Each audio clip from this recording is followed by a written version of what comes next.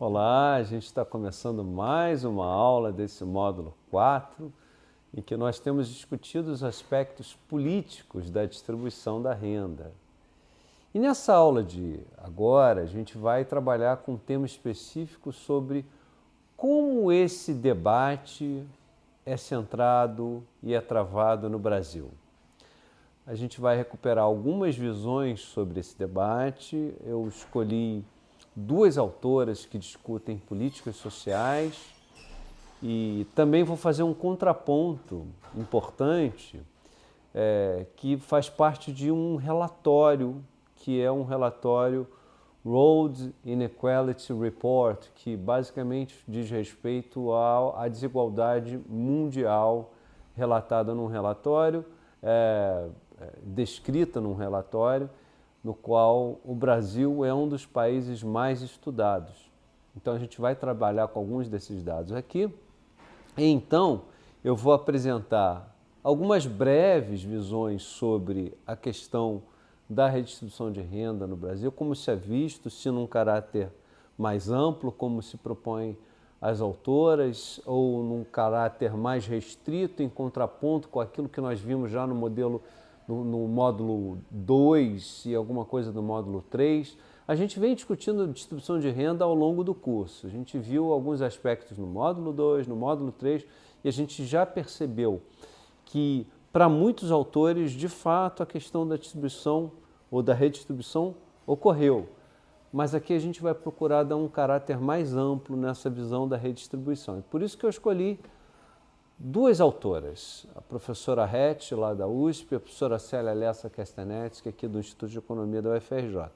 Ambas têm trabalhos muito amplos e sistemáticos que discutem a distribuição de renda no Brasil, sobretudo no período dos anos 2000 para frente, até 2015. E a professora Rett chama atenção para inclusão daqueles que estavam fora do sistema, dos outsiders, que passaram a ser beneficiados.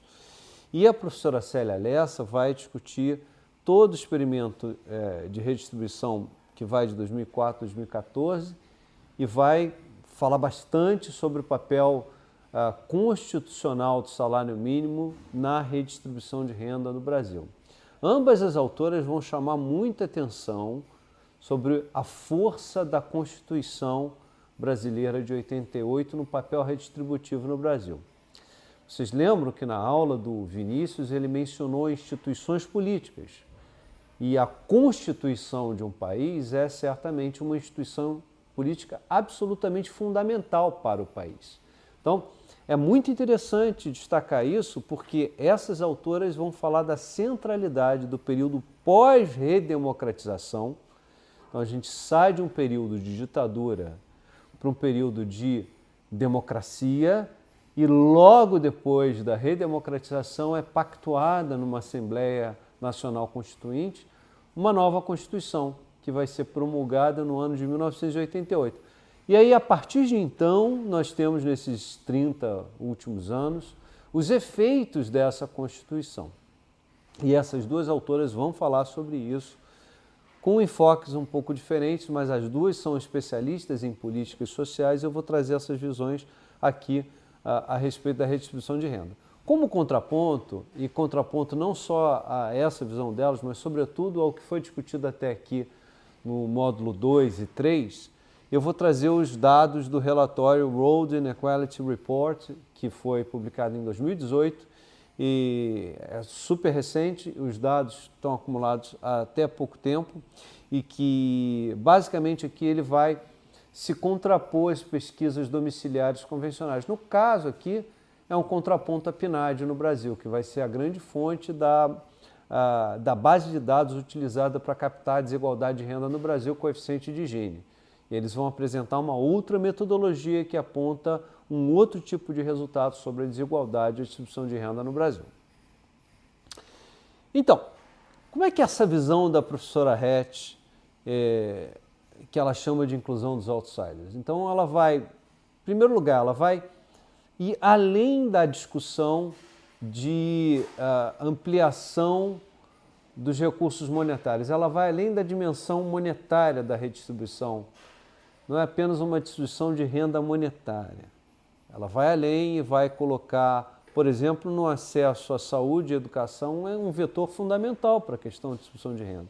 E, nesse sentido, ela vai recuperar a discussão da Constituição de 88, que traz consigo essa noção da importância do tecido social, do cuidado com o aparato social, tanto que ela é conhecida como Constituição Cidadã, a Constituição Brasileira de 1988. Basicamente, ela vai dizer o seguinte, olha, existem as teorias sobre distribuição, algumas delas utilizam a ideia do eleitor mediano e, em resposta a essas noções de eleitor mediano, você pode ter um governo que seja partidário, ou seja, um governo mais pró-pobre ou pró-trabalhador, que seria um governo partidário. E o que ela vai chamar atenção no seu trabalho é que, se você olha o período de 88 para frente, a gente não consegue captar que o peso grande da distribuição de renda seja associado a um governo partidário, porque vem antes, já no início dos anos 90, a questão do acesso à saúde, à educação e, sobretudo, a seguridade social, no caso da previdência social dada àqueles que não contribuíram à previdência rural, indica uma ampliação de direitos que não existiam a certa parcela da população que era excluída. Então, você tem a inclusão desses outsiders.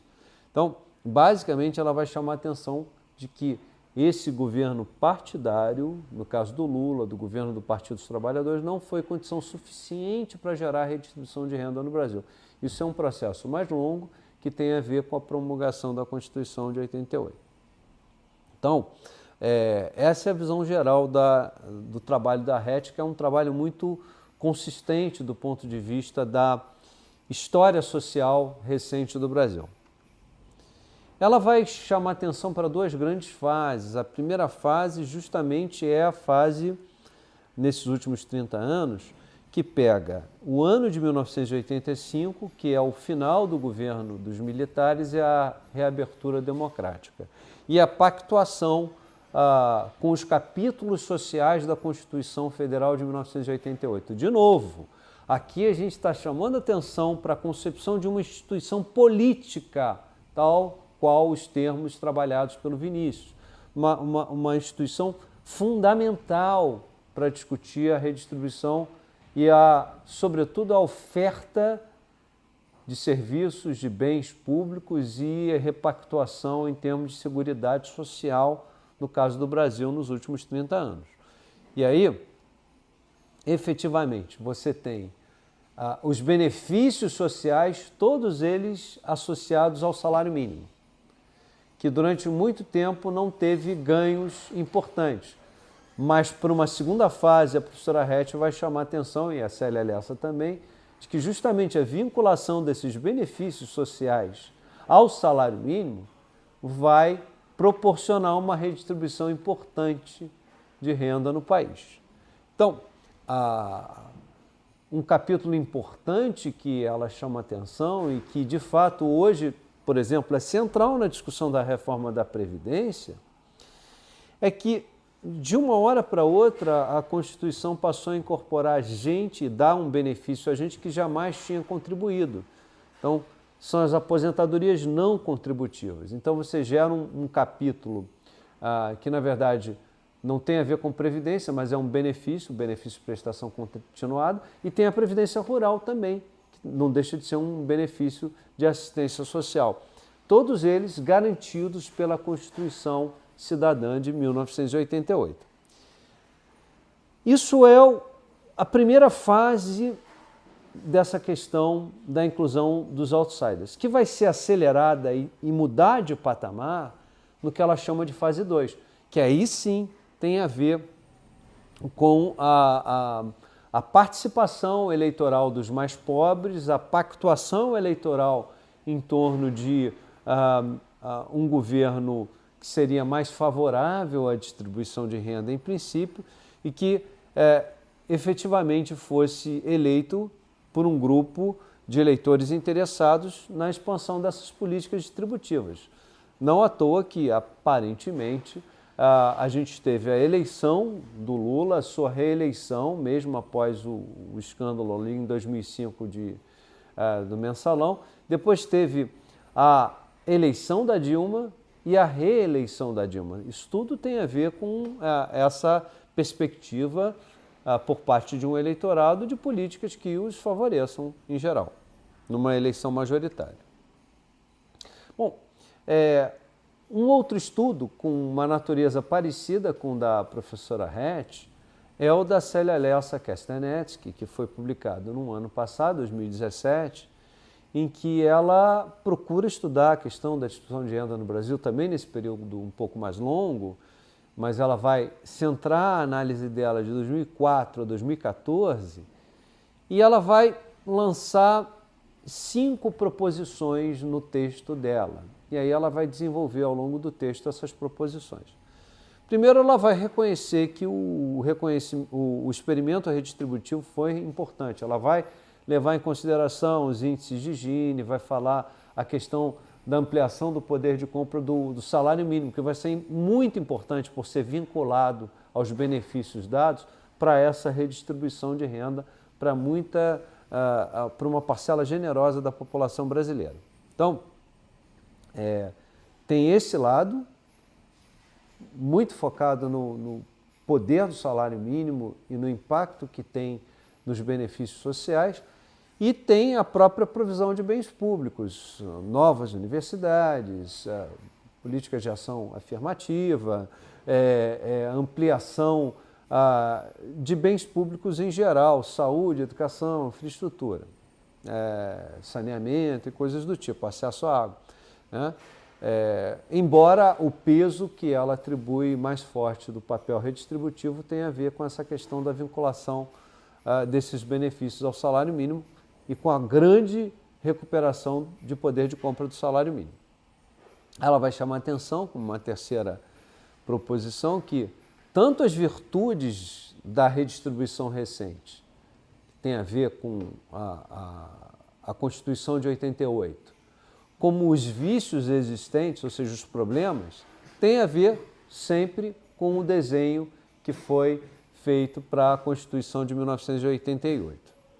E aí ela vai chamar a atenção que há problemas e que, por exemplo, uma reforma tributária não foi feita, você tem uma tributação ainda muito regressiva no Brasil e que você poderia ampliar os serviços sociais se você tivesse tido uma situação de progressividade tributária, coisa que não ocorreu. Então, isso é um elemento que ela vai chamar a atenção que é problemático. Da mesma forma, ela vai trazer um elemento mais recente, muito importante para a discussão prospectiva, para onde vai essa questão. E aí ela traz o debate da PEC do teto dos gastos e o impacto que isso teria sobre os gastos sociais, em educação e saúde, pela rigidez que esse modelo do teto do gasto passou a criar. E aí ela vai chamar a atenção de que, por causa dessa rigidez, vai ser necessário cada vez mais uma focalização nos serviços para os mais pobres. Então, haverá uma série de perdas e ganhos aí, mas que apontam para uma necessidade de gastos específicos para a população mais pobre.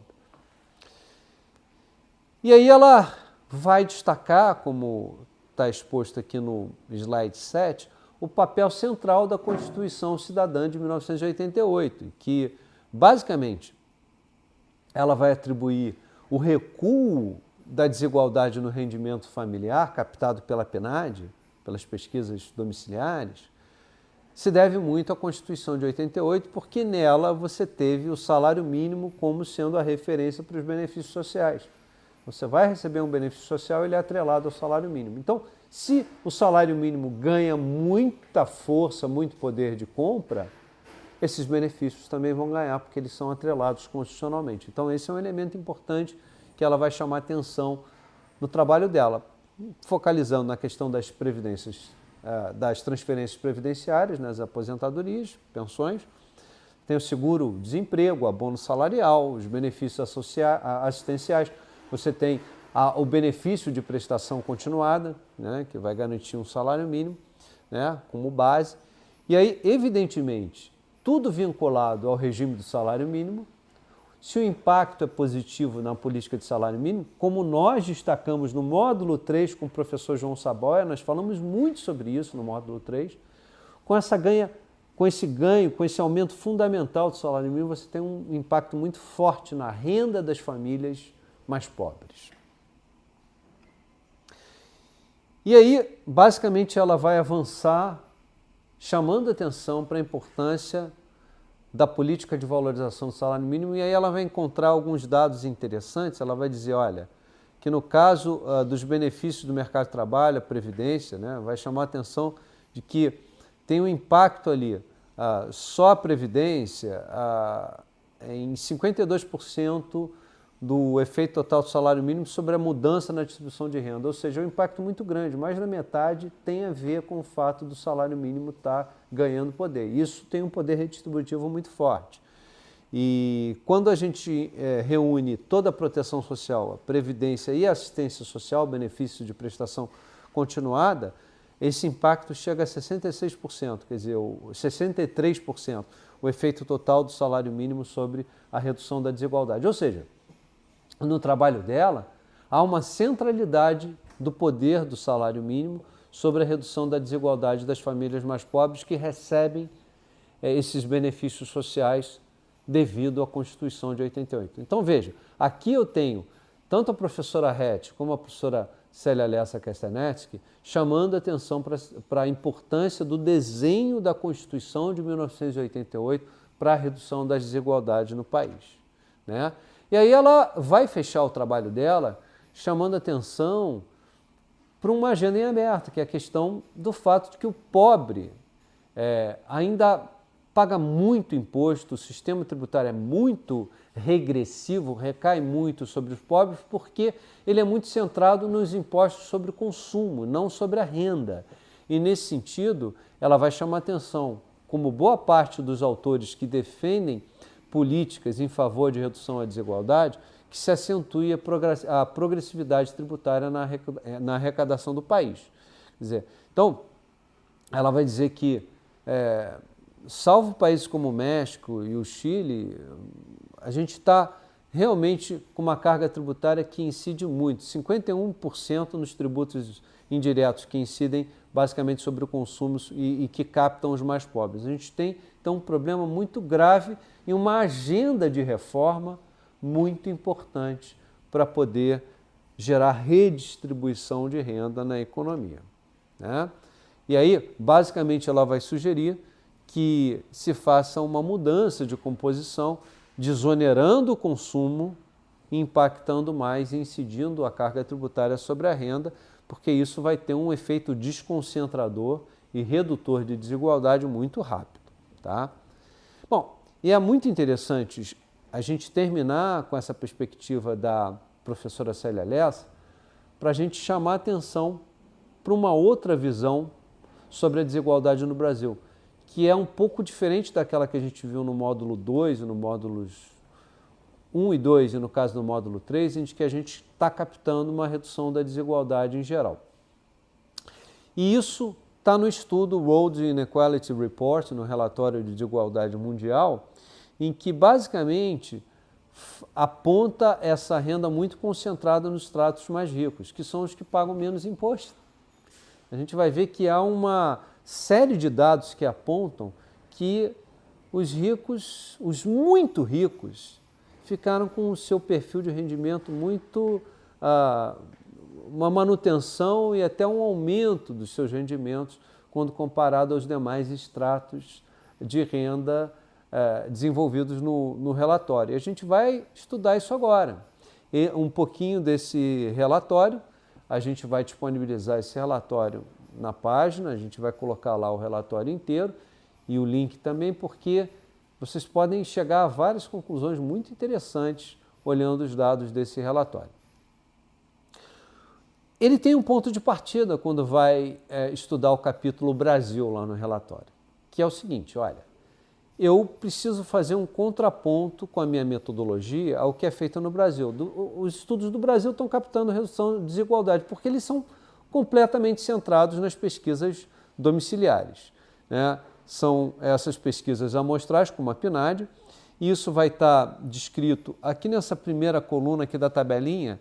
Eu tenho aqui os grupos de renda, aqui ó, abaixo de 50%, os 50% mais pobres. Aí depois que você pega esses 50%, dos 50% até os 90%, que a gente vai chamar middle 40%, esse pessoal que vai dos 50% ao 90% no extrato da renda, vai ter um perfil próprio. Aí depois ficam os 10% mais ricos. Então 50%, depois de 50% a 90% e depois os 10% mais ricos. É assim que o estudo está desagregando. E aí ele pega os 10% mais ricos e desagrega em 1%, 0,1%, 0,01% e 0,001% mais ricos, apropriando a parcela de renda no país. E o que é interessante é que eles fazem isso para as pesquisas domiciliares, disponibilizadas pela PNAD, como o Daniel Duque já trabalhou aqui, e eles fazem com a metodologia deles, que vai além da PNAD. Ele pega a PNAD, mas pega algumas pesquisas ligadas à Receita Federal, de estudos de gente que já fez, o Medeiros já foi citado pelo Vinícius Peçanha, são aqueles que tentam aplicar a metodologia do Piketty, né? E tem os dados das contas nacionais que nós vimos no módulo 3. Então eles pegam isso, criam uma metodologia e isso vai gerar um perfil bastante diferente quando a gente compara a última coluna à coluna do meio. Aqui a gente vai ver que efetivamente os resultados são muito diferentes. Então, nesse sentido, eles vão chamar a atenção desde o início de que as pesquisas amostrais domiciliares subestimam a desigualdade, porque elas não são capazes de pegar o extrato mais rico com mais riqueza de detalhes. Isso é feito no estudo do World Inequality Report. Então, você capta a desigualdade do mais rico ali. Então, nessa metodologia, a gente tem basicamente uma desigualdade persistente e até um aumento da desigualdade nos estratos mais ricos. É isso que a gente vai ver aqui. Como a informação geral, isso aqui é para o ano de 2015, olha que interessante. Segundo a pesquisa da PNAD, os mais pobres do país apropriam 16% da renda. Os 10% mais ricos apropriam 40,4% da renda. Então, você tem 16% com a metade mais pobre, 40% com os 10% mais ricos. Isso na pesquisa domiciliar, no caso da PNAD. Quando você vai para a metodologia do estudo, que a gente está apresentando aqui, está dizendo que os mais pobres recebem apenas 12,3%, então é menos que os 16%, e os 10% mais ricos não recebem só 40,4%, recebem 55,3% da renda, é muito mais, é mais concentrada a renda. Então, a gente tem como ponto de partida estudar agora esse contraponto desse relatório, que é um relatório um pouco mais robusto do ponto de vista do estudo da desigualdade. E essa tabelinha aqui do slide 12, ela é muito impressionante porque ela dá alguns dados absolutos para o ano de 2015. A gente basicamente tem uma população economicamente ativa, aquela que vai estar ali disponível para o mercado de trabalho. O Brasil tem um pouco mais de 200 milhões de habitantes, hoje em dia na casa de 209, 210 milhões. Mas a população que vai considerar como apropriadora de renda no mercado de trabalho, para o ano de 2015, é 142 milhões 521 mil. Então, estamos falando de 142 milhões de brasileiros. Quando a gente fala dos 50% mais pobres no Brasil, a gente está falando desses 142 milhões, a gente está falando 71 milhões 260, a metade. Então, é com esse dado que a gente fala lá, olha, 50%, depois dos 50% aos 90% e depois os 10% mais ricos. Essa tabelinha está muito bem desenhada. Você vai ver que os top 10 é 10% de 142 milhões. Tá? Então, o que eles fazem nesse estudo é dividir em três grandes grupos. Os 50% mais pobres, depois os que vão de 50% a 90% e os 10% mais ricos. Né? esse de 50 a 90 a gente chama de middle 40, quer dizer, os 40% ali do meio, né? Que seria uma classe média. Então, basicamente, essa tabela está mostrando isso e é com esse desenho que a gente vai estudar os dados que virão nos próximos gráficos. Esse gráfico é muito interessante. Olha que coisa impressionante do ponto de vista da percentagem, e a gente pode voltar no slide anterior para ver o número de pessoas. A gente está comparando 0,1% da população. 0,1% da população são 142 mil brasileiros.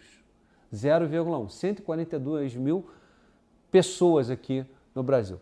Contra 50% da população, que são 71.260.000.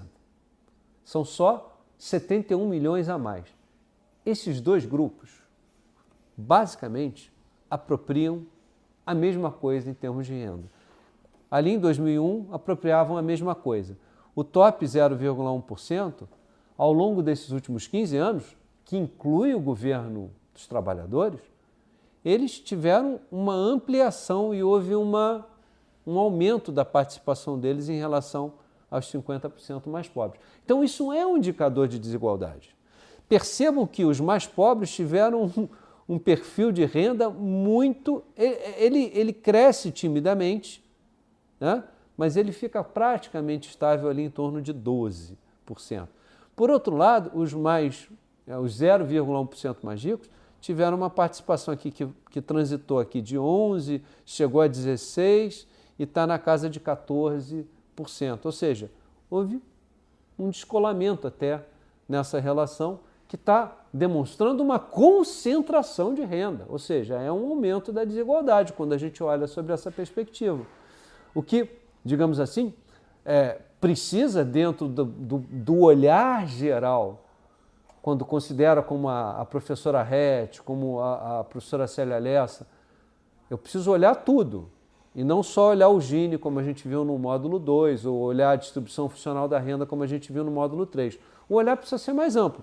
Mas aqui a gente está discutindo uma coisa que efetivamente vai de encontro àquilo que nós vimos no 2 e no 3, que apontava uma melhora.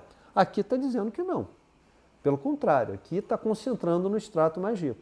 E é por isso que é importante a gente chamar a atenção para visões como a da professora Rett e da Célia Lessa, que é uma visão mais ampla que inclui benefícios não exatamente ligados à parte monetária, mas são benefícios mais gerais.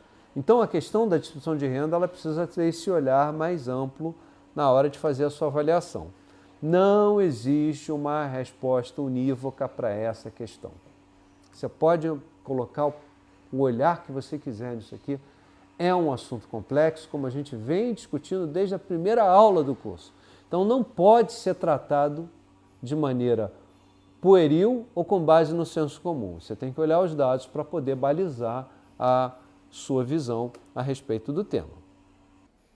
Esse slide 14 ele é muito interessante porque ele vai mostrar ali os 40% intermediários, que ficam ali entre os 50% e 90% mais ricos da população, e está comparando essa classe média, digamos assim, com o grupo 1% mais rico. No slide anterior eu trabalhei com 0,1% contra os 50% mais pobres. 0,1% mais rico, 50% mais pobre. Agora eu estou trabalhando com os 1% mais rico com aquela classe média que contempla 40% ali, que vai dos 50% aos 90% mais ricos.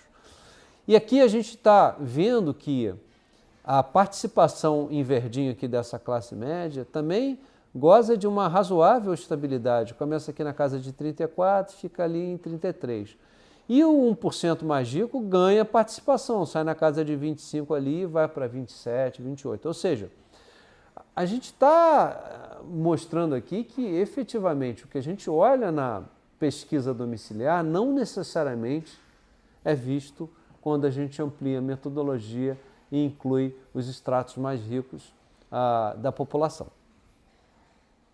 Aqui eu tenho a renda dos 1% mais ricos e dos 10% mais ricos, o que demonstra o quanto o Brasil é um país extremamente concentrador de renda. Então, aqui basicamente a gente tem a fatia do 1% mais rico, nesse vermelhinho, e a gente tem a fatia dos 10% mais ricos aqui, que vai ficar na casa de 55% de toda a renda do país. Ou seja, quem está no extrato dos 10% mais ricos do país, aqueles, pega lá 142 milhões, tira 10%, né? Aí, quando a gente pega esses 14 milhões e 200, esses 14 milhões e 200 detêm em torno de 55% de toda a renda do país.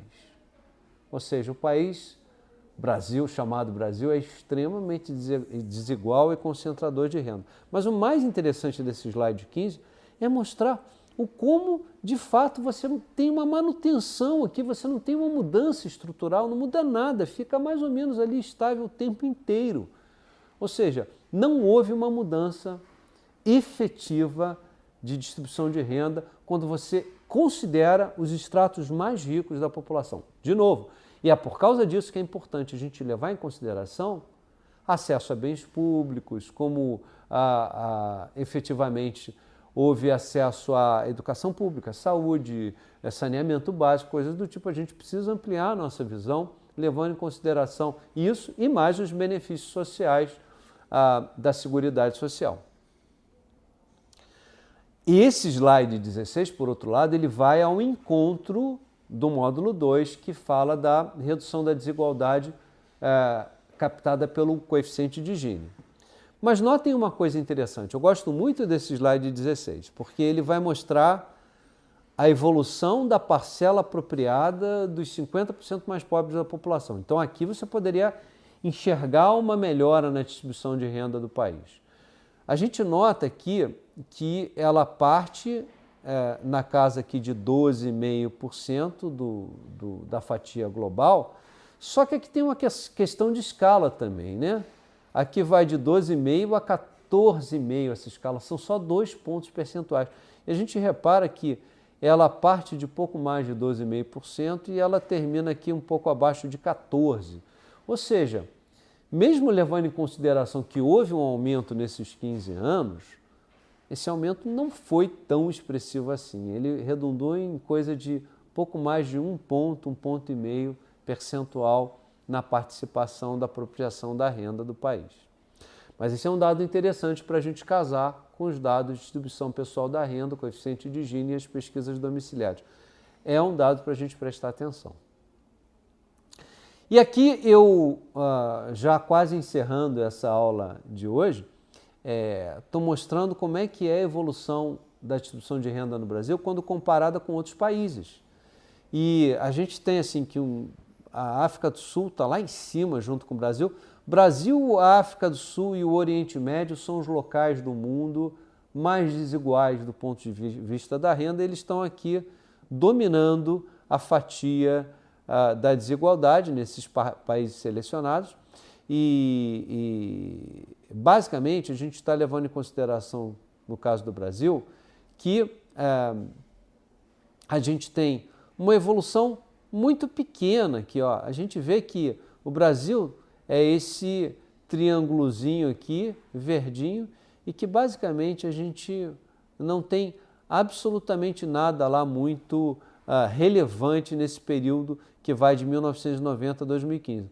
Pelo contrário, aqui está dizendo que a parcela da renda nacional, que era da casa de 60% no ano de 1990, agora está aqui na casa de 55%, a apropriação da renda nacional, e que no período mais recente, aqui de 2005, 2000, 2015, ele está extremamente estável. Então, na verdade, não houve uma mudança muito importante.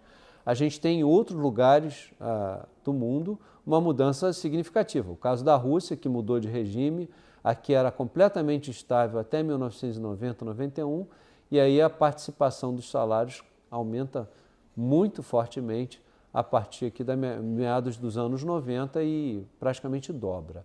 Então, assim, o único case aqui interessante, até por causa do regime político modificado, foi a Rússia.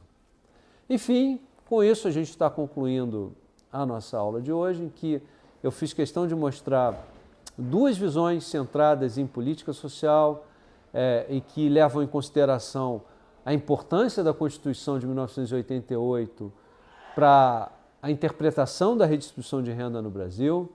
E como a professora Célia Lessa, nos trabalhos, chamou atenção para o problema de falta de progressividade tributária, regressividade alta, uma agenda em aberto, eu fiz questão de trazer essa questão de que os mais ricos no Brasil continuam apropriando uma parcela de renda muito alta e até maior no período recente, o que sugere, nesse caso, que políticas redistributivas via tributação progressiva têm um espaço a ser trabalhado no Brasil.